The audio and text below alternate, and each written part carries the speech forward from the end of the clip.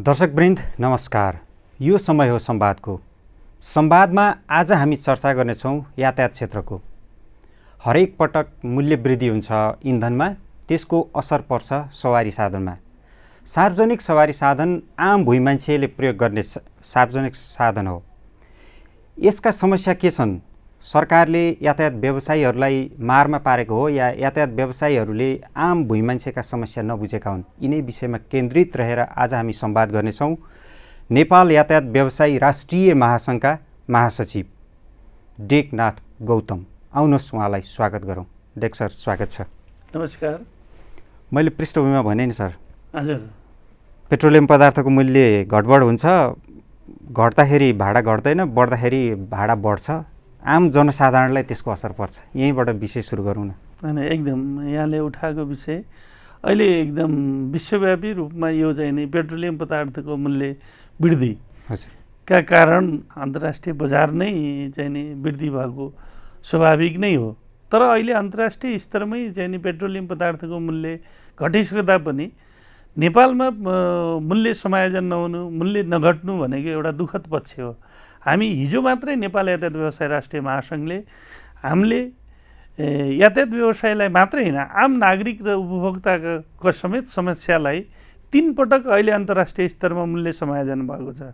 र भारत, छिमेकी राष्ट्र भारतबाट इन्डियन आयल कर्पोरेसनबाट नेपाल आयल निगमले डिजल पेट्रोलियम पदार्थ आयात गर्छ र भारत र नेपालको चाहिँ नि अहिले मूल्यको समायोजनमा 3 पटकमा 34 रुपियाँ पेट्रोलको मूल्य भारतमा सस्तो छ र डिजलको मूल्यमा 33 रुपियाँ चाहिँ नि सस्तो छ। हामीले 2 पटक, योभन्दा पहिला पनि दोस्रो पटक घट्दा बित्तिकै नै नेपाल सरकारलाई अनुरोध गऱ्यौँ तत्काल यो चाहिँ नि पेट्रोलियम पदार्थको मूल्य समायोजन गरियोस् र हाम्रो पेट्रोलियम पदार्थको मूल्य वृद्धि हुँदा हाम्रा कतिपय प्रदेशहरूमा भाडा समायोजन भएको छैन र हिजैकै महँगै उही चाहिँ नि पुरानै भाडामा, हिजो चाहिँ नि सस्तो पेट्रोलियम पदार्थको मूल्य हुँदाखेरिको भाडामा हामीले अहिले सेवा दिइराखेका छौँ। र हामीलाई एउटा दुःखद पक्ष के हो भने नेपाल सरकारको अहिले चाहिँ नि यातायात सेक्टरलाई प्रदेश स्तरमा चाहिँ नि जब चाहिँ नि अधिकार प्रत्यायोजन भयो, त्यस कारणले 2 किसिमबाट यो देशमा कानुन छ। होइन, मेरो जिज्ञासा गौतम सर, पेट्रोलियम पदार्थको मूल्य बढ्दा त भाडा बढ्ने स्वाभाविक भयो, मूल्य घट्दा पनि यातायात भाडा चाहिँ किन घट्दैन? यसमा तपाईँहरू दोषी कि सरकार दोषी? नै, हामी स्वचालित भाडामा अहिले नेपाल सरकार र यातायात व्यवसाय राष्ट्रिय महासङ्घ बिचमा 78 को चैतको 20 गते स्वचालित मूल्य समायोजन गर्ने चाहिँ नि एउटा निर्णय भएको छ र त्यस पश्चात होइन 78 चैत 20 गते तपाईँको चाहिँ नि स्वचालित मूल्य समायोजन गर्ने चाहिँ नि निर्णय भए पछाडि अहिले अन्तर्प्रदेशीय भाडा तत्कालै चाहिँ नि पेट्रोलियम पदार्थको मूल्य वृद्धि हुँदाखेरि समायोजन हुन्छ, घट्दाखेरि तत्कालै हामी चाहिँ नि भाडा घटाएका छौँ। अन्तर्प्रदेशीय भाडाहरू त्यो एकदम स्वचालित ढङ्गबाट चलेको छ र सोही अनुरूप नै प्रदेश सरकारहरूले पनि स्वचालित मूल्य निर्धारण प्रणाली लागू गरेर मूल्य निर्धारण गरिदिन पर्ने होइन। प्रदेश सरकारहरूले त्यसो गरेनन्। सरकारले अहिले 3 नम्बर प्रदेशमा हाम्रो अन्तर्प्रदेशीय भाडा र तपाईँको प्रदेशको भाडामा 9.3 फरक छ। हामी 9.3% कममा भाडामा हिजोको सस्तो मूल्यको भाडामा अहिले सवारी साधन सञ्चालन गरेका छौँ र त्यही दुःखद पक्षलाई चाहिँ नि हामीले उठाउँदै र सरकारको ध्यान आकर्षण हिजो मात्रै गराएका छौँ र तत्काल यो चाहिँ नि मूल्य, त्यो भाडा समायोजन भन्दा नि तत्काल मूल्य चाहिँ नि समायोजन गरियोस्। 33 रुपियाँ डिजेलको मूल्य र 34 रुपियाँ पेट्रोलको मूल्य समायोजन गरेर गरिएका कुराहरूलाई समायोजन गरियोस् भनेर हामीले सरकारको ध्यान आकर्षण गराएका छौँ। र सायद अब चाहिँ नि यो अब हिन्दूहरूका महान चाडहरू आउँदैछन्, दैनिक गतिविधिहरू बढ्दैछन् र दैनिक रूपमा अन्तर्राष्ट्रिय रूपमा अन्य देशहरूले आफ्नो राज्यले लिने करहरू पनि छुट गराएर जनताको लागि, उपभोक्ताको लागि चाहिँ नि सहुलियत दिएको छ र हाम्रो सरकारले ती एकपटक चाहिँ नि कर छुट गर्ने भनेर निर्णय भयो। तर अहिलेसम्म चाहिँ नि कर छुट छैन। यो कर छुट बाहेक 33 रुपियाँ हो, भन्सारको कर, तपाईँको चाहिँ नि काले बुढी गण्डकी करिडोर कर समेत यसमा जोडिएको छ र नजोड्दाखेरि मात्रै 33 रुपियाँ हुन्छ। अझ यो जोड्ने भने त तपाईँको 60 रुपियाँ चाहिँ नि फ्युलको मूल्य कम हुन्छ यदि त्यो समायोजन गरिदिने भने। त्यस कारणले हामी चाहिँ नि जनतालाई हामी आफू खुसी भाडा निर्धारण गरेका छैनौँ। जुन नेपाल सरकारको चाहिँ नि सरकारका चाहिँ नि अन्तर्प्रदेशीय विभागले भाडा निर्धारण गर्छ, प्रदेशको प्रदेश सरकारले निर्धारण गर्छ र त्यही भाडामा हामी सञ्चालन गरिराखेका छौँ र हामीले बढी भाडा लिएर जनता र उपभोक्तालाई दुख दिएका छैनौँ र हामी जनताको सेवाका लागि नै यातायात व्यवसायले सेवामूलक पेसा व्यवसाय सञ्चालन गरेको यहाँ मार्फत, यहाँको मिडिया मार्फत आम जनतालाई अनुरोध गर्न चाहन्छु। अब राजनीतिक दलले राजनीति गर्छन् जनताकै लागि, यहाँले यातायात व्यवसाय गर्नुभएको छ जनताकै लागि, त्यो नारा त मिठो छ, तर आम गरिखाने जनताले सार्वजनिक सवारी यातायात नै चढ्नुपर्छ। त्यसको भाडा चाहिँ स्थिर भएन, उनीहरू मैत्री भएन नि। यसमा तपाईँहरू सरकारलाई दोष दिनुहुन्छ, सरकार व्यवसायीलाई दोष दिन्छ, यो मारमा त उपभोक्ता परे नि सर। अनि यो स्वयं भाडा निर्धारण गरेर सञ्चालन गर्ने विधि कानुन यो देशमा चाहिँ नि यातायात व्यवसायलाई दिएको छैन, कुनै पनि उल्लेख भएको छैन र सरकारले निर्धारण गरेकै भाडामा हामी बोकेका छौँ र 1 रुपियाँ पनि हामी त्यसबाट 0.5 पैसा पनि हामीले चाहिँ नि बढी लिन चाहन्नौँ र लिएका पनि छैनौँ।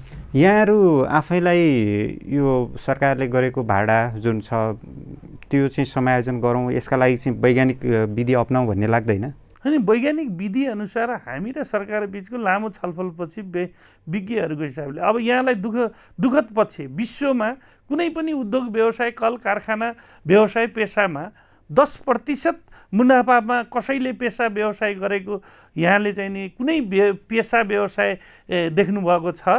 त्यस्तो सायद छैन होला। त्यस्तो थोरै फाइदा छ भने किन गर्नुभयो त तपाईहरु? हो, एउटा कुरा के भयो भने यो पेसामा थोरै चाहिँ नि रोजगारको लागि, आफू स्वरोजगार हुनको लागि पनि यो पेसा रोजिएको हो, तर यसमा 10% मुनाफा भन्दा छैन। हामी सरकारसँग पनि भनेका छौँ नि कुनै पनि पेसा व्यवसायमा न्यूनतम 15% देखि 25% बेनिफिट राखेर अन्य पेसा व्यवसाय गरेका छन् भने यातायात व्यवसाय मात्रै एउटा मात्रै व्यवसाय पेसा हो जसले 10% मुनाफामा काम गरेको छ र अहिलेको परिस्थितिमा हामी त्यो 10% पनि हामी अघि नै मैले यहाँलाई राखेँ 3 नम्बर प्रदेशमा 9.3% हजुरको चाहिँ नि मूल्य चाहिँ नि समायोजन भएको छैन, भाडा समायोजन भएको छैन भने हामी 10%मा त्यो पेसा व्यवसाय गर्ने व्यवसायले त अब त्यो पेसा छोडेर विस्थापित हुने अवस्था त आयो नि। 3 महिना 4 महिना भइसक्यो। यहाँहरूकै कुरा पत्याउने हो भने सरकारले यहाँहरूप्रति सकारात्मक दृष्टिकोण राखेन। आखिर सरकार तपाईँहरूप्रति किन वक्र दृष्टि राख्छ त? होइन, यो हामीलाई लाग्छ तपाईँहरू हामी सबैले बनाएको सरकार हो नि त यो त। होइन, सरकार हामी यो देशको चाहिँ नि परिवर्तनका लागि होइन, गणतन्त्र प्रजातन्त्र र सङ्घीय चाहिँ नि लोकतान्त्रिक गणतन्त्र राज्य निर्माण गर्नका लागि राजनीतिक दलहरूले जुन चाहिँ नि उठाएका विषयहरूमा हामी हातेमालो गर्दै हामीले उहाँहरूको अनुरोधमा हामी सारा चाहिँ नि बन्द गऱ्यौँ होइन। 62-63 आन्दोलनमा त्यत्रो आन्दोलनमा हाम्रा सेवा सबै हामीले बन्द गरेर साथ दियौँ। तर एउटा कुरा के भयो भने जतिसुकै परिवर्तन भए तापनि यो क्षेत्रलाई कसरी व्यवस्थित गर्ने, यसलाई चाहिँ नि व्यावसायिक र उपभोक्तामुखी बनाउने र राज्यले नीति निर्माण गर्न पर्ने धेरै कुराहरू छन्। अब यहाँलाई मैले दुःखको कुरो राख्छु, विगत हामी संस्था दर्ता ऐन 2034बाट सञ्चालित यातायात व्यवसायिका सङ्घ संस्था हुन् र आज यो देशमा सङ्घ संस्था दर्ता ऐन 2034 जीवितै छ र सङ्घ संस्था जीवित भएको अवस्थामा त्यो ऐन जीवित भएको अवस्थामा त्यसबाट दर्ता भएर सञ्चालन भएका सेवामूलक व्यवसाय यातायात व्यवसायका सङ्घ संस्थाहरू दर्ता नगरिनु, नवीकरण नगरिनु र यसलाई चाहिँ नि कम्पनीमा जान पर्ने भन्ने पनि विगतका सरकारले निर्णय गरे र हामी सरकारसँग लामो हामी छलफल गऱ्यौँ, लामो डिस्कस गऱ्यौँ र हामी त्यसको चाहिँ नि उसमा चाहिँ नि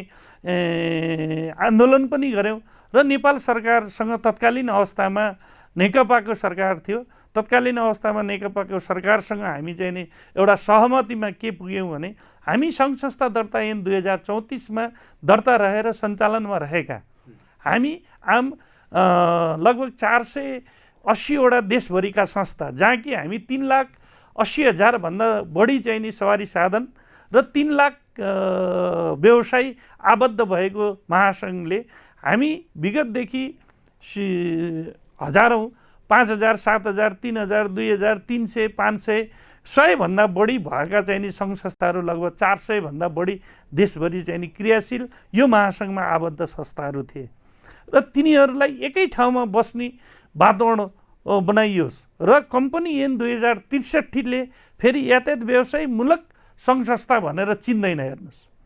र तत्कालीन अवस्थामा तत्कालीन प्रधानमन्त्री कार्यालयका सचिवज्यू गृहमन्त्रीका सचिव यातायात मन्त्री उद्योग मन्त्री सबैको चाहिँ नि एउटा चाहिँ नि कार्यदल बनेर महासङ्घ पनि कार्यदल बन्यो। यो सङ्घ संस्था दर्ता ऐन 2034मा रहेका सङ्घ समितिहरूलाई कम्पनीमा रूपान्तरण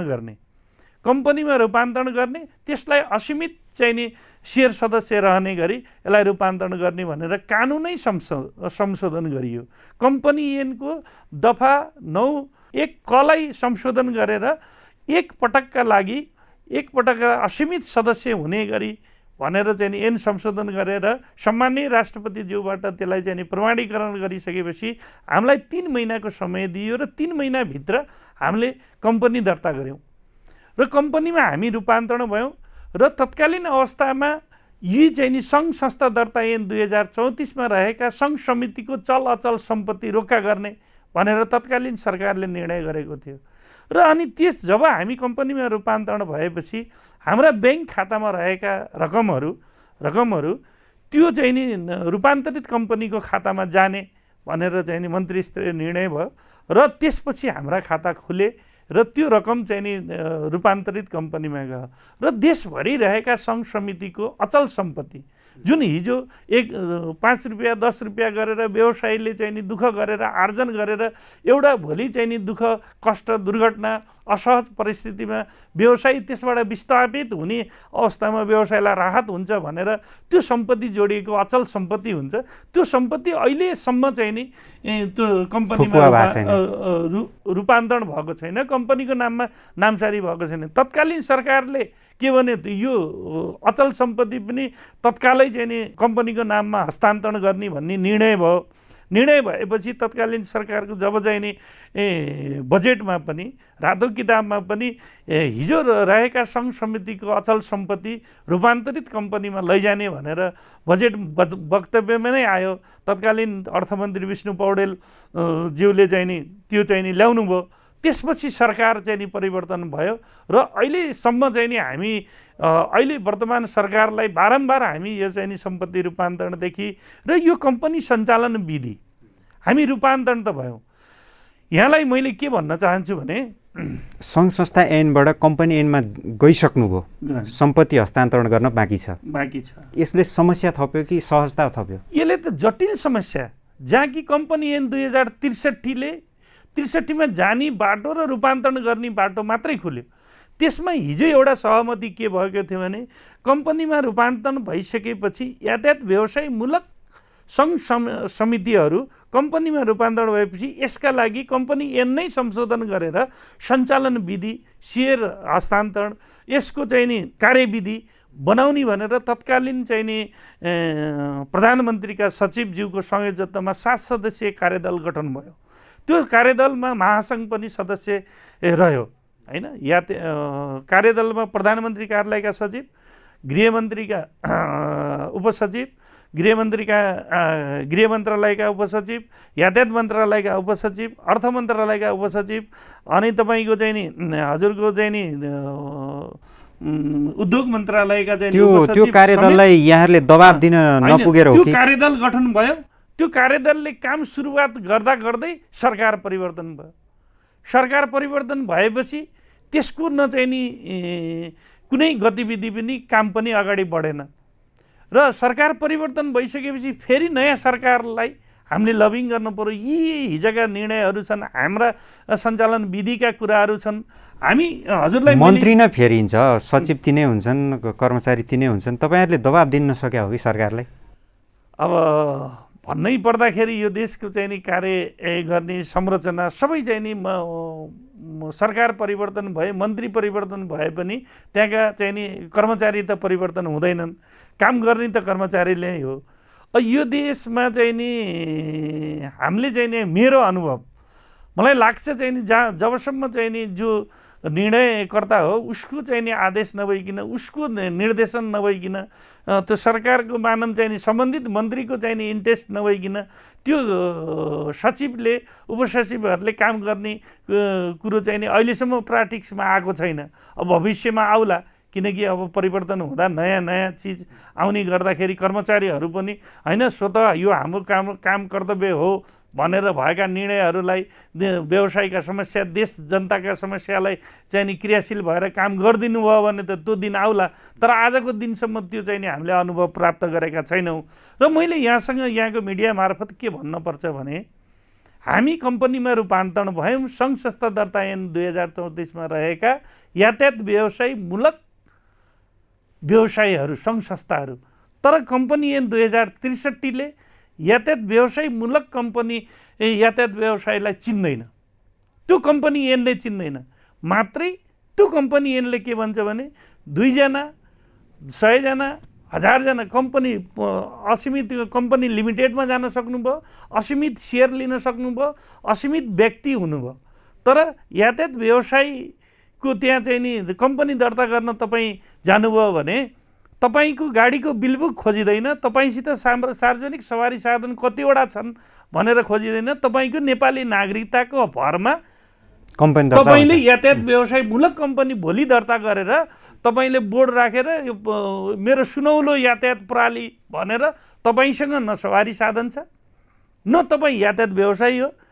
र यस्तो किसिमले अहिले चाहिँ नि यातायात क्षेत्र अस्तव्यस्त चाहिँ नि बनेको छ। जसले लगानी गरेको छ, जो प्रत्यक्ष त्यसबाट चाहिँ नि रोजगार स्वरोजगार छ, जो व्यवसायी हो, त्यसको चाहिँ नि छैन। र हिजो रहेका सङ्घ समितिहरू त्यसैमा रूपान्तरण भए, तर त्यसले चाहिँ नि चिन्दैन सवारी साधन भनेर। हामी त्यो अवस्थामा पनि भन्यौँ कुनै पनि यातायात व्यवसायमूलक कम्पनी दर्ता हुन्छ भने त्यो चाहिँ नि त्यसको सवारी साधन कति, चालु पुँजी कति, चुक्ता पुँजी कति, भोलि त्यसले सञ्चालन गर्दाखेरि त्यसका चाहिँ नि सेयर सञ्चालक सदस्यको सवारी साधन छन् कि छैनन्, त्यसको आधारमा कम्पनी यातायात व्यवसायमूलक कम्पनी दर्ता गर्न पर्छ, कानुनमा यो किसिमको व्यवस्था गर्नुपर्छ भनेर हामीले त्यतिखेर चाहिँ नि एउटा सहमतिमा चाहिँ नि रूपान्तरण गऱ्यौँ। तर त्यो कार्यदलले अहिलेसम्म काम गरेका छैन र कम्पनी दर्ता गर्न आउँछ, उसले दर्ता गरिदिन्छ। 35,000 भए चाहिँ नि कम्पनी दर्ता भयो, न उसको चुक्ता पुँजी ब्याङ्कमा हुनु पर्यो, न त्यो कम्पनी। अहिले देशभरि हजारौँ कम्पनी होलान्, हरेक वर्ष कम्पनी रजिस्ट्रारले एउटा निकालेको हुन्छ तपाईँहरूलाई कम्पनी खारेज गर्नलाई यति % छुट गरिन्छ भनेर। तर हिजो दर्ता भएका चाहिँ नि 2 वर्ष 3 वर्षभित्र अहिले दर्ता भएका मलाई लाग्छ यातायात व्यवसायमूलक चाहिँ नि कम्पनीहरू हजारौँ होलान्। तर त्यसको अनुगमन, त्यसको नियमन र त्यसको चाहिँ नि वार्षिक रूपमा त्यसको चाहिँ नि आएको मलाई लाग्दैन। होइन, यातायात व्यवसायीहरू एकदम जनतामुखी छन्, सरकारलाई ढाँट्दैनन् भनेर धेरै विश्वास गरे होला नि त यहाँहरूलाई सरकारले? होइन, त्यो सरकारले विश्वास गर्ने ठाउँ छुट्टै कुरा हो। विश्वास त वास्तवमा भन्ने भने यो यातायात व्यवसाय, नेपालका यातायात व्यवसाय यो देश विकासको मेरुदण्डका रूपमा रहेका, यो रक्त सञ्चारको रूपमा, देशको रक्त सञ्चारको रूपमा हामी यातायात व्यवसायले सेवा गरेका छौँ। तर यो क्षेत्रलाई हेर्ने दृष्टिकोण त्यसरी होइन, विश्वास मात्रै गरेर पनि अब यसका तमाम समस्याले अब यस पेसाबाट व्यवसाय विस्थापित भएर विगतको कोरोना कहरमा हजुरको दुईटा चाहिँ नि बन्दका कारण मान्छे चाहिँ नि लगभग 30% मान्छे चाहिँ नि यसबाट चाहिँ नि विस्थापित भएर गए। ब्याङ्कले गाडीहरू ताने, तत्कालीन राष्ट्र ब्याङ्कले चाहिँ नि एउटा चाहिँ नि गाडीहरू चाहिँ नि सञ्चालनका लागि खडा भएको अवस्थामा केही पर्सेन्ट ब्याज छुट गर्ने, पुनर्तालिका गरिदिने भनेर आयो र सञ्चालन गर्नलाई थप लोन चाहिँ नि 4 लाख 2 लाखदेखि 4 लाखसम्म चाहिँ नि दिने भन्ने कुरा आयो। तर त्यो चाहिँ नि कार्यान्वयन भएन। त्यो एउटा कुरा के भयो भने त्यो चाहिँ नि 1 वर्ष खडा भएको ब्याजलाई फेरि सामामा गाडेर पुनर्तालिका मात्रै भयो र ब्याङ्करलाई त ब्याजसितको सरकार हो।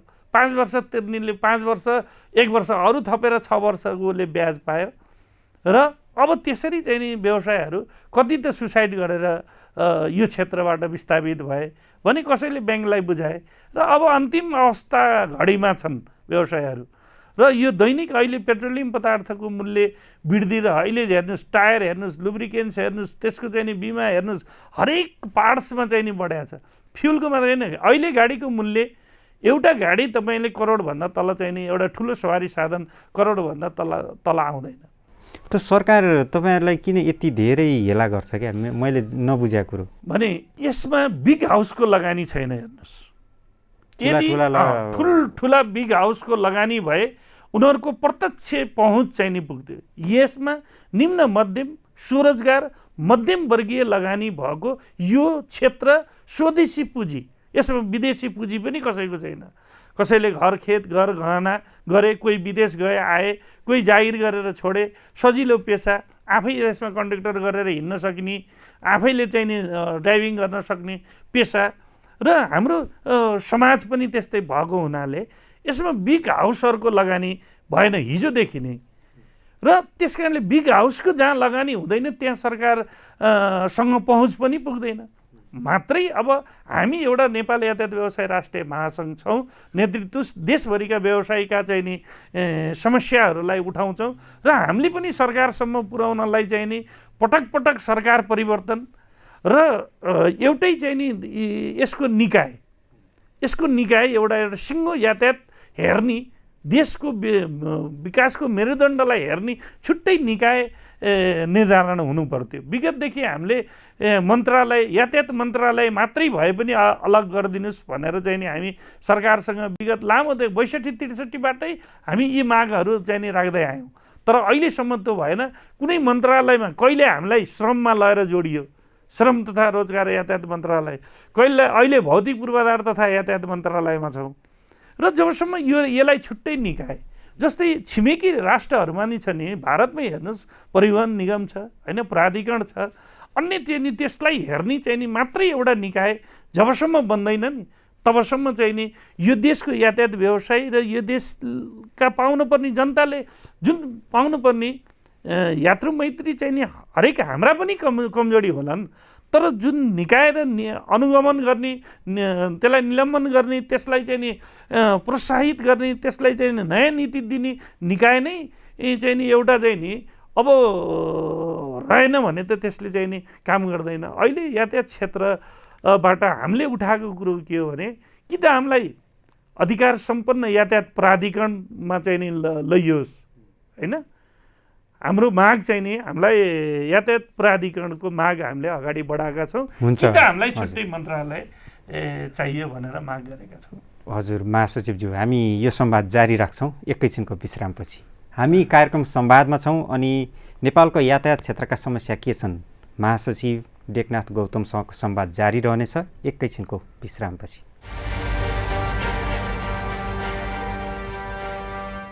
विश्रामपछि पुनः स्वागत छ महासचिवज्यू। धन्यवाद हजुर। अभिभावक विहीन टुहुरो केटाकेटी जस्ता बिलौनाका कथाहरू व्यथाहरू यहाँले बताउनु भयो। तर नेपालमा यातायात व्यवसायीहरू आम सेवाग्राही सवारी साधन सार्वजनिक सवारी साधन प्रयोग गर्ने जनताबाट धन्यवाद पनि पाइरहेको छैनन्। यो अवस्था किन छ? होइन, सार्वजनिक क्षेत्रमा सञ्चालन गर्ने सार्वजनिक यात्रुवाहक का यातायात व्यवसायी मालवाहक यातायात व्यवसायीले धन्यवाद नपाएका छैनन्। हामीले सामाजिक क्षेत्रमा धेरै स्थानीय तहदेखि लिएर हामी राष्ट्रिय स्तरमा थुप्रै काम गरेका छौँ। हामीले धन्यवाद इन्डिभिजुअल पाएका छौँ र धन्यवाद नपाएकै नेपाल सरकारबाट हो। र स्थानीय रूपमा चाहिँ नि हामी सहकार्य गरेका छौँ। धेरै वृद्ध आश्रमहरू रेड क्रसलाई हामी चाहिँ नि इन्डिभिजुअल सहयोग गर्छौँ। र हिजोका चाहिँ नि भूकम्प नाकाबन्दीमा पनि हाम्रा यातायात व्यवसायले हेलमेट लगाएर राष्ट्रियताको विषयमा चाहिँ नि हेलमेट लगाएर चाहिँ नि सेवा सञ्चालन गरेको यहाँले प्रत्यक्ष यहाँका टेलिभिजन मार्फत यहाँलाई जानकारी नै छ। राष्ट्रियताका सवालमा, जनताका सवालमा, जनजीविका सवालमा यातायात व्यवसायको चाहिँ नि ठुलो योगदान छ। मात्रै के हो भने यो क्षेत्रलाई हेर्ने राजनीतिकको दृष्टिकोण र सरकारले हेर्ने दृष्टिकोणमा परिवर्तन जबसम्म हुँदैन तबसम्म हामीले त्यो चाहिँ नि जनताले दिएको धन्यवाद। यहाँले माग गर्दै आउनुभएको अधिकार सम्पन्न यातायात प्राधिकरण यो त कहिल्यै नपाक्ने लोहोरो जस्तो भयो नि, होइन? होइन, यो कहिल्यै नपाक्ने लोहोरो होइन। सरकारले अब वास्तवमा भन्ने हो भने यो हाम्रो देशभरि अहिले 3,80,000 लगभग 4 लाखका हाराहारीमा सवारी साधन, सार्वजनिक सवारी साधन छन्। यसका लागि हरेक होइन परिवर्तन त भयो। जनताको अधिकार गाउँमा सिंहदरबारको चाहिँ नि सुविधा चाहिँ नि हजुरको घर घरमा भनियो। तर यो यातायात चाहिँ नि एउटा चाहिँ नि स्थानीय तहमा मात्रै सञ्चालन गर्ने विधिका आधारमा, एउटा स्थानीय तहले निर्णय गरेका आधारमा सिङ्गो देशभरि चाहिँ नि सञ्चालन हुने सवारी साधनले त्यो चाहिँ नि पुग्दैन र त्यसका लागि छुट्टै व्यवस्था हुनुपर्छ।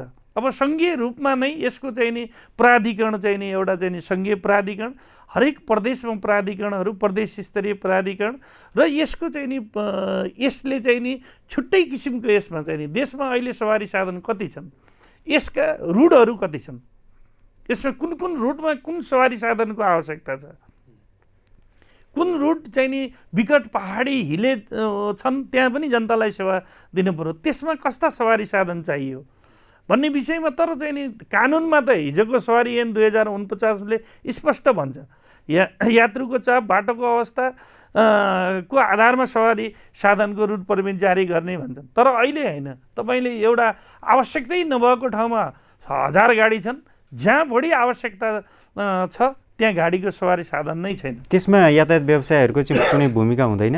होइन, अब एउटा कुरा के हुन्छ भने स्थानीय रूपमा हो, त्यही भएर प्राधिकरणले त्यो किसिमको देशभरिको रुटको अवस्था, देशभरि सञ्चालन हुने सवारी साधनको सङ्ख्या र कहाँ आवश्यकता छ, कुन रुटमा चाहिँ नि सवारी साधनको आवश्यकता छ, त्यसको फाइन्ड आउट गरेर वार्षिक रूपमा त्यति गाडी आयात गर्ने, ती गाडीहरूलाई चाहिँ नि हजुरको चाहिँ नि रुट पर्मिट त्यसैका आधारमा चाहिँ नि दिने गरियो भने न जनताको पहुँचमा चाहिँ नि पुग्छ।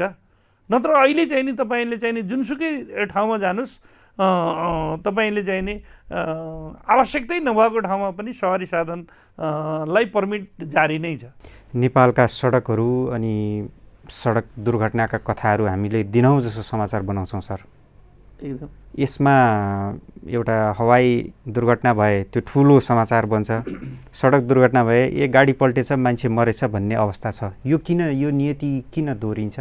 यसमा महासङ्घले केही भूमिका निभाउन सक्दैन? हामीले दुर्घटना सम्बन्धी नेपाल सरकारसँग बिमा नीति सम्बन्धी पटक पटक हामीले बिमा नीति संशोधन गरिनु पर्यो र यसलाई चाहिँ नि एउटा चाहिँ नि नागरिकको चाहिँ नि दुर्घटना पश्चातको चाहिँ नि उसको चाहिँ नि औषधि उपचारदेखि लिएर क्षतिपूर्ति सन्दर्भमा कानुनी रूपमा जुन व्यवस्था भएको छ त्यो व्यवस्थालाई चाहिँ नि अगाडि बढाउनु पर्यो भनेर हामीले माग राखेका छौँ। तर अहिले एउटा दुर्भाग्य के छ भने कुनै दुर्घटना हुन्छ, त्यहाँ चाहिँ नि दुर्घटना हुँदा बित्तिकै त्यहाँ मोलमोलाई सुरु हुन्छ, त्यहाँ चाहिँ नि तपाईँको उपचार गर्नेको मोलमोलाई सुरु हुन्छ, तपाईँको क्षतिपूर्तिको लागि मोलमोलाई सुरु हुन्छ। तर कानुनले के भन्छ भने एउटा दुर्घटना भयो भने कुनै पनि व्यक्तिको तेस्रो पक्षसम्मको घाइतेलाई तपाईँको चाहिँ नि थर्ड पार्टीको 5 लाखसम्म चाहिँ नि उपचार खर्च चाहिँ नि छ र थर्ड पार्टीको क्षतिपूर्ति 5 लाखसम्म छ। तर त्यो कानुनमा चाहिँ नि उल्लेख भएको कुरो सबै निकायलाई पनि जानकारी छ। तर दुर्घटना हुँदा बित्तिकै त्यसलाई अतिरञ्जित गरेर विभिन्न कारण प्रेसर गरेर त्यसलाई चाहिँ नि अब मोलमोलाई गर्ने प्रक्रिया चाहिँ नि सुरु हुन्छ। त्यसमा महासङ्घले के भन्छ भने होइन, यो चाहिँ नि दुर्घटना जुन बिमा प्रिमियम छ, बिमा पोलिसीको चाहिँ नि आधारमा छ, त्यो बिमा पोलिसी भन्दा बाहिर एउटा चाहिँ नि आकस्मिक कोष खडा गरौँ। सरकार, व्यवसायी, बिमा समिति सबै मिलेर एउटा आकस्मिक कोष खडा गरौँ र त्यस्तो कोषमा चाहिँ नि सबैको चाहिँ नि त्यसमा चाहिँ नि दायित्व लगाउँ। सरकारले पनि वार्षिक रूपमा ल यातायात दुर्घटनालाई कति कोष छुट्याउने त बजेटमा आउनु पऱ्यो नि त। यत्रो हामीले ट्याक्स तिरेका छौँ, लगभग यातायात सेक्टर हो होइन, मोटर सम्बन्धी सेक्टरमा देशको अर्थतन्त्रमा 17.5% चाहिँ नि होल्ड गरेको छ र त्यसबाट हामीलाई चाहिँ नि छुट्याउनु पऱ्यो नि त होइन। त्यसमा मोटर कम्पनीले नि, मोटर आयात गर्ने कम्पनीले नि तिरेको ट्याक्स छ। हामीले चाहिँ नि सवारी साधन चाहिँ नि सञ्चालन अग्रिम कर र कुनै पनि पेसामा नेपालका कुनै व्यवसायीले अग्रिम कर बुझाएको छ? यातायात व्यवसायीले मात्रै अग्रिम कर बुझाउने व्यवस्था छ। त्यस कारणले यसलाई आकस्मिक कोष नेपाल सरकारकै अर्थ मन्त्रालय, यातायात मन्त्रालय र एउटा सङ्घीय चाहिँ नि यो प्राधिकरण अन्तर्गत नै एउटा आकस्मिक कोष चाहिँ नि गृह अन्तर्गत राख्ने र तपाईँको बिमा पोलिसी भन्दा माथिको रकम चाहिँ नि जुन चाहिँ नि खर्च हुन्छ त्यस्तो कोषबाट चाहिँ नि त्यो पीडितलाई चाहिँ नि उपलब्ध गराउने भन्ने कुरा मागसहित हामीले सरकारका ध्यान आकर्षण धेरै पटक गराएका छौँ। र अब बिमा पोलिसी भन्दा बाहिर त यही हो, यो अलिकति विकृतिका रूपमा मोलमोलाई गर्ने हुन्छ सरकारलाई नै सबक। तर एउटा कुरा यहाँ मैले रोक्छु, अहिले पनि हामी देशभरिका रूपान्तरित कम्पनीहरूले कुनै पनि सवारी साधन दुर्घटना भइसकेपछि त्यो कानुनी प्रावधानभन्दा कुनै एउटा घाइतेलाई हामीले 80 लाख 90 लाखसम्म उपचार गरेका हामीसित सप्रमाण रेकर्डहरू छन्। तर दुर्घटना भएपछि घाइते उपचार गर्नुभन्दा त्यसलाई मारिदिनु राम्रो हुन्छ भनेर मार्ने चलन छ भन्छन् नि मान्छे त। यो त गलत हो। यो कसैले चाहिँ नि एउटा चाहिँ नि आफ्नो चाहिँ नि सोचको भरमा भने कसैले एउटा चाहिँ नि चालकले एउटा कमिलो त मार्न चाहिँ नि उसले चाहँदैन भने उसले चाहिँ नि दुर्घटना पश्चात मान्छे मार्ने हिम्मत गर्छ होला। अब घाइतेको उपचार गराउनु महँगो पर्छ, क्षतिपूर्ति दिन सस्तो पर्छ अरे नि त। त्यो एकदम गलत प्रचार हो। यो व्यवसायमाथि लगाइएको झुठा आरोप हो र कुनै पनि मानवले चाहिँ नि त्यस्तो अमानवीय व्यवहार गर्दैन र यातायात क्षेत्रमा यस्ता किसिमका कुराहरू चाहिँ नि हाम्रा व्यवसायी, चालक, मजदुर कसैले पनि यो गरेका छैनन् र यसलाई बदनाम गर्ने केही चाहिँ नि तत्त्वहरू छन्, यातायात क्षेत्रलाई बदनाम गर्ने तत्त्वहरू छन्। त्यो तत्त्वले बदनाम गरेका कुरा तत्त्व को रहेछन् सर? होइन, अब यातायातमा पनि चाहिँ नि यातायातसँग चाहिँ नि यसमा लागेका, यसबाट चाहिँ नि विकृति विसङ्गति हरेक किसिमका मान्छे चाहिँ नि छन् नि त, अहिले समाजमा देखिया छ नि त। अब यातायात व्यवसायीहरूले अहिले जुन रूपमा सेवा दिइरहेका छन् यसमा अब सरकारले यहाँहरूका माग सुनेन भन्ने कुरा यहाँको आरोप रह्यो। सरकारले भन्छ 20 वर्षीय पुराना सवारीहरू हटाउने, नयाँ ल्याउने, अझ विद्युतीय ल्याउने भन्नेमा जोड दिएको छ। यहाँहरू त पुरानैलाई फेरि डेन्टिङ पेन्टिङ गरेर गुडाइराख्नु भएको छ। हाम्रो भनाइ के हो भने सरकारलाई कुनै पनि विधि भन्छ नि, कुनै पनि चिजको आविष्कार हुन्छ नि, आविष्कार गर्दाखेरि त विधि भन्छ नि, त्यो विधि बनाऊ कुनै पनि चिजको। त्यसको चाहिँ नि आयु माने फलामको आयु भनेर चाहिँ नि तोकिएको हुँदैन। जुन देशमा सियो उत्पादन हुँदैन त्यसले आयु तोक्ने भनेको यो विधि सही हो त? नजिकको चाहिँ नि छिमेकी भारत राष्ट्रमा कुनै पनि सवारी साधनको चाहिँ नि सवारी आयु तोकिएको छैन। त्यसमा एउटा वैज्ञानिक विधि चाहिँ नि यान्त्रिक परीक्षणका आधारमा त्यसको चाहिँ नि फिटनेस जाँचबाट पास भएपछि उसले चाहिँ नि फिटनेस जाँच पास पाउँछ। र हामीले पनि भने फिटनेसका आधारमा, यान्त्रिक परीक्षणका आधारमा वैज्ञानिक विधि बनाऊ। यान्त्रिक 20 वर्ष होइन 15 वर्षमै यान्त्रिक गडबड भएर त्यो सञ्चालन गर्ने स्थिति नै छैन। त्यसले प्रदूषण फैलाउँछ, त्यसले चाहिँ नि जनतालाई असुरक्षित दिन्छ। त्यस्ता गाडी यान्त्रिक परीक्षणका आधारमा चाहिँ नि विस्थापित गरौ जुन स्वस्थ छ। 20 वर्ष अब टोयोटा कम्पनीले उत्पादन गरेको गाडी, जापानमा उत्पादन गरेको गाडी अहिले तपाईँको चाहिँ नि नेपालमा हामीले चाहिँ नि सञ्चालन गरेका छौँ र ती गाडीहरू विस्थापन गर्नका लागि सरकारले 20 वर्ष नीति लागू गरेको छ। हामीले त्यसका लागि पनि भनेका छौँ फिटनेस, यसले प्रदूषण गर्दैन, यो फिटनेसमा ठिक छ भने फिटनेस चेक गरौँ, यसलाई चाहिँ नि सञ्चालन गर्न दिउँ। र यदि फिटनेसमा पनि अनफिट छ भने यसलाई विस्थापित गरौँ। यसको सट्टामा अब प्रदूषण विश्वव्यापी रूपमा प्रदूषणको जुन कुरो वातावरणीय प्रदूषणको कुरो आएको छ, हामी इलेक्ट्रिक साधनमा जान हामी तयार छौँ। विद्युतीय सवारी साधनमा तपाईँ रूपान्तरित हुन तयार हुनुहुन्छ? हामी तयार छौँ र हामीले त भनेका छौँ तिनै सवारी साधनमा हामीलाई चाहिँ नि हामीले पाठ पुर्जा ल्याएर यसलाई कन्भर्ट हाम्रो 25 सिटे सवारी साधनलाई हामी विद्युतीय बनाउन चाहन्छौँ, 15 सिटेलाई विद्युतीय बनाउन चाहन्छौँ। तर एउटा दुर्भाग्य के छ भने यहाँ चाहिँ नि 15 सिटे चाहिँ नि गाडी चाहिँ नि विस्थापित गरेर ट्याक्सी आयात गर्ने भन्ने चाहिँ नि सट्टा भर्ना गर्ने भन्ने सरकारले निर्णय गर्छ। यस्तो निर्णय वैज्ञानिक निर्णय हुन्छ, त्यसको विरुद्धमा हामी छौँ। हामीले के भनेका छौँ भने जुन सिट क्षमताको सवारी साधन विस्थापित हुन्छ त्यही सट्टामा चाहिँ नि स्थापित चाहिँ नि हुनु पर्यो र त्यसलाई विद्युतीय सवारी साधनमा कन्भर्ट गर्नु पर्यो र मास ट्रान्सपोर्टको जुन चाहिँ सरकारले लिएको नीति अनुसार मास ट्रान्सपोर्टलाई चाहिँ नि बढी चाहिँ नि प्राथमिकता दिन पर्यो। इलेक्ट्रिक भेहिकलहरू चाहिँ नि सञ्चालन गर्नका लागि अहिले एउटा इलेक्ट्रिक सवारी साधन अहिलेको हामीले अहिले डिजेल र पेट्रोलको चाहिँ नि सवारी साधन सञ्चालनमा त हाम्रो अब पहुँच नपुग्ने अवस्था छ भने इलेक्ट्रिक सवारी साधन खरिदमा त्योभन्दा तपाईँको चाहिँ नि 50% अझ मूल्य माथि छ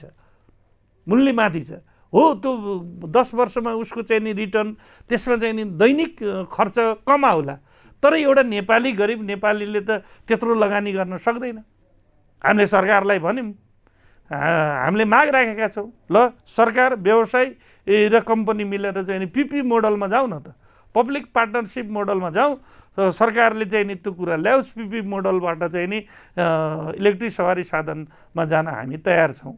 र त्यसमा महासङ्घले आफैले अगुवाई गरेर कुनै काम गर्दैछ कि होइन? आफैले अगुवाई गर्ने कुरा महासङ्घ त्यस्तो चाहिँ नि छुट्टै। हामीले त नेपाल सरकारसँग त्यो विधि बनाउने, माग गर्ने र त्यसका लागि गर्ने हो। र हामीले छुट्टै कम्पनीहरूसँग चाहिँ नि एफिलिएटेड भएर महासङ्घले नै गाडी त्यसलाई सट्टा भर्ना गर्ने त्यो काम हामी गर्दैनौँ। राष्ट्रिय नीतिका लागि हो। 20 वर्षे सवारी साधनको हकमा फिटनेसका आधारमा सञ्चालन हुनुपर्छ। र हामी नेपाल सरकारसँग एउटा माग के गरेका छौँ भने हिजो यो लामो द्वन्द्वकाल पश्चात यो देशमा भूकम्प आयो, यो देशमा कोभिड भए, विभिन्न चाहिँ नि आन्दोलनका नाममा बन्द हडताल भए र टोटल अहिलेसम्मको चाहिँ नि स्थितिमा हामीले 2036 सालदेखि चाहिँ नि 40 सालदेखि यतापट्टि 62-63देखि अब 20 वर्ष हुने गाडीहरूको सन्दर्भमा 1458 दिन हाम्रा गाडी खडा भएर बसेका छन्। त्यो 1458 दिन त हामीलाई चाहिँ नि सञ्चालन गर्ने थप अवधि गरिदेऊ। हामीले त्यो अवस्थामा त हामी ल भूकम्प आएर भयो, नाकाबन्दी भयो, बन्द हडताल भए, 9 महिना कोभिड भयो, 9 महिना खडा भए। त्यो खडा भएको पनि हाम्रो आयु जाने त कमसेकम 1458 दिन हामीसित रेकर्ड छ। त्यो रेकर्डका आधारमा 1458 दिन थप गरियोस् र 20 वर्ष लागू गर्न तपाईँहरू तयार। 20 वर्ष फेरि वैज्ञानिक विधिका आधारमा विधि तयार गरियोस्। कसैको चाहिँ नि सनकको भरमा 20 वर्ष भनेर ल विश्वमा कुन देशले चाहिँ नि के का आधारमा वैज्ञानिक विधिका आधारमा उमेर के को तोकिन्छ? फलामको उमेर तोक्न सकिन्छ? त्यसलाई वैज्ञानिक विधि छ, विधिका आधारमा त्यो निर्णय गरौँ भन्ने कुरा हामीले राखेका छौँ। दसैँ तिहार मुखैमा आयो, नेपालीको त महान चाड। यहाँहरूले आम नेपाली जनतालाई जो आफ्नो गाउँघर थातथलोमा फर्किन्छन् उनीहरूलाई के अफर दिनुहुन्छ? होइन, हामीले त तत्कालै नेपाल सरकारलाई हिजो मात्रै मैले अघि सुरुमै भन्यो, तत्काल जनतालाई राहतका लागि यो चाहिँ नि पेट्रोलियम पदार्थको मूल्य अन्तर्राष्ट्रिय मूल्य जुन बजारमा छ, भारतीय मूल्य बजारमा छ, त्यो मूल्य चाहिँ नि घटाइयोस् र विभिन्न करका नाममा लिएको चाहिँ नि यो कर हटाइयोस् र चाहिँ नि न्यूनतम सस्तो चाहिँ नि मूल्यमा चाहिँ नि पेट्रोलियम पदार्थ चाहिँ नि उपलब्ध गराइयोस्। जनता, आम नागरिक, विद्यार्थी, वृद्ध, अपाङ्ग, असहाय सबैलाई चाहिँ नि त्यो हुन्छ र हामीले उहाँहरूलाई पूर्ण रूपमा सेवा दिने प्रतिबद्धता गर्छौँ। दसैँ तिहारमा कति प्रतिशतसम्म महँगो भाडा तिर्नु पर्ला सेवाग्राही? होइन, हामीले नेपाल सरकारले तोकेको भाडाभन्दा 1 रुपियाँ 1 पैसा पनि बढी लिँदैनौँ र नेपाल सरकारसँग भएको सहमतिका आधारमा छुटका अपाङ्ग छुट, वृद्ध छुट, असहाय छुट, ज्येष्ठ नागरिक छुट, विद्यार्थी छुट, यी सबै छुट हामी नेपाल सरकारसँग गरेका छुट सन्दर्भमा जुन सरकारले हामीलाई दिनपर्ने छुट 60% करमा छुट दिनपर्ने, अहिले विभिन्न प्रदेशहरूले चाहिँ नि त्यो सबै हटाइदिएका छन्। त्यो छुट चाहिँ नि हटाएका छन् र आफ्नो ढङ्गबाट चाहिँ नि कर तोकेका छन्। त्यसकारणले हामीले अस्ति भर्खर गण्डकी प्रदेशमा आन्दोलनको चाहिँ नि घोषणा भयो। महासङ्घ त्यहाँ गएर चाहिँ नि त्यो तत्काल त्यो चाहिँ नि जुन यदि हामी नागरिकलाई दिने छुट हो भने सरकारले हिजो दिएको छुटलाई पुनर्मूल्याङ्कन गरियोस् भनेर हामीले भनिसकेपछि त्यसलाई पुनर्मूल्याङ्कन गरिने अवस्था छ र विभिन्न प्रदेशले यो चाहिँ नि नागरिकहरूले पाएका छुट कटौती गरेका छन् र त्यो कटौतीलाई चाहिँ नि यातायात व्यवसायलाई छुटको व्यवस्था मिलायो भने हामीले सरकारसँग विगत लामो समयदेखि भएको सहमति कार्यान्वयन गर्छौँ। नेपाल यातायात व्यवसायी राष्ट्रिय महासङ्घको महासचिव हुँदा त सरकारप्रति यति धेरै गुनासो रहेछ यहाँको। एउटा टेकनाथ गौतम आम नागरिक भएर हेर्दा चाहिँ सरकारले यति धेरै गाली खानुपर्ने अवस्था हो र? होइन, सरकारले यति धेरै गाली गरेको होइन। यस क्षेत्रमा सरकारको ध्यान गएन। यसमा यो चाहिँ नि देश विकास र प्रत्यक्ष नागरिकसँग जोडिएको विषयमा बढी सरकारले यो क्षेत्रमा लाग्नुपर्छ। सरकारले यस क्षेत्रलाई बजेट छुट्याउनुपर्छ। आम उपभोक्ता नागरिक र यसमा पेसा व्यवसाय गर्नेलाई संरक्षण गर्नुपर्छ। सरकार एउटा अभिभावक हो, राज्य हो। राज्यले यो ठुलो क्षेत्र छ, यसतिर चाहिँ नि दृष्टिकोण लगाओस् भन्ने चाहिँ नि मेरो अनुरोध हो। यहाँको कार्यकालमा सरकारसँगको सम्बन्ध सुमधुर भएर यहाँहरूका मागहरू, जायज मागहरू सरकारले सम्बोधन गर्ने विश्वास छ? होइन, सायद यो स्वाभाविक हो। कुनै पनि बच्चा नरोइकन आमाले दुध दिन्न भनेपछि एउटा व्यवसायले चाहिँ नि एउटा सरकार गार्जियनमा हामीले यी कुराहरू पुऱ्याएका छौँ। प्रदेश स्तरबाट प्रदेशमा चाहिँ नि व्यवसायहरूले उठाएका छन्, केन्द्रीय स्तरमा सङ्घीय रूपमा हामीले उठाएका छौँ र हामी दैनिक रूपमा सरकारका विभिन्न निकायमा हाम्रो चाहिँ नि छलफल भइराखेको छ। सायद अब चाहिँ नि परिवर्तन चाहिँ नि यो क्षेत्रका समस्याहरू समाधान गरेर आम व्यवसायी र उपभोक्ताले चाहिँ नि राहत पाउँछन् भन्ने विश्वासका साथ लागिराखिएको छ, लाग्नेछौँ। टेकनाथ सर, यहाँको सबै माग सरकारले सुनोस्, यहाँको कार्यकाल सफल रहोस्। अमूल्य समय र संवादका लागि हामी आभारी छौँ। धन्यवाद।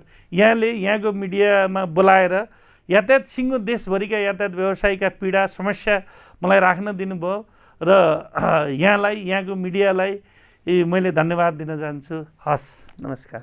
उहाँ हुनुहुन्थ्यो टेकनाथ गौतम, नेपाल यातायात व्यवसायी राष्ट्रिय महासङ्घका महासचिव। उहाँका गुनासाहरू तपाईँ हामी आम जनतासँग जोडिएका गुनासाहरू छन्। देशको रक्त सञ्चार भनिन्छ यातायातलाई, हो नै, तर त्यही क्षेत्रप्रति सरकारको वक्र दृष्टि रहेछ। उहाँको कुराकानीबाट यही कुरा बुझियो। सरकारले यातायात व्यवसायीका जायज मागहरू सुन्नुपर्छ, सम्बोधन गर्नुपर्छ। यो जनजनको आवाज हो। के त्यसका लागि सरकार तयार छ? हामी यस्ता प्रश्नहरू निरन्तर सोधिरहनेछौँ। आजका लागि संवाद यति नै। राष्ट्रियताको पहरेदारी, जनाधिकारको पक्षमा खबरदारी हेर्दै रहनुहोला न्युज नेपाल टेलिभिजन। नमस्कार।